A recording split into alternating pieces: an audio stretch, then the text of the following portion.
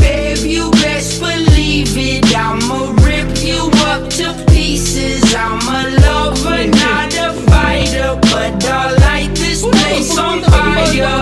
I want it, I'm on it, but baby, at least I'm honest. I get tired of explaining as these seasons keep on changing. Life goes on and on and on and on and on and on and on and on. Yeah, yeah, yeah. Ano, sit down. Sit down. Sit down. Very good. Yay.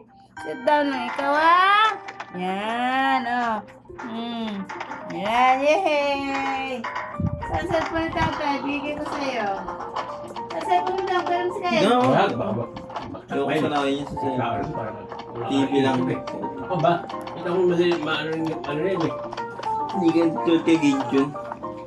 Rose. Bata ka ngayon. Cellphone na yan. Hindi yung cellphone. Yung si Kael ma ha? Hindi yung cellphone si Kael. Nanonood ko natin ang cellphone. Ay! Siyempre wala pa kami TV nun. May TV na kami. Sinali ko siya sa TV lang.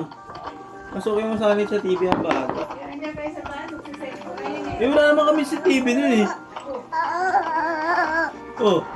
Ngayon, sanay na sa TV. Ano di ba? TV lang ikaw. No cellphone. Huwag gaya kay Kuya Gideon kasi bawo yan.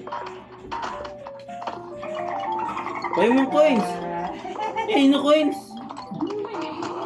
Madaming na akong Ba't case. nakahubad ka, Kyle? Naubos yung coins ko kanina. Kuhaan. Kyle, ba't nakahubad? Bibili ko yan ng bibili ko Ba't yan. nakahubad ang bata?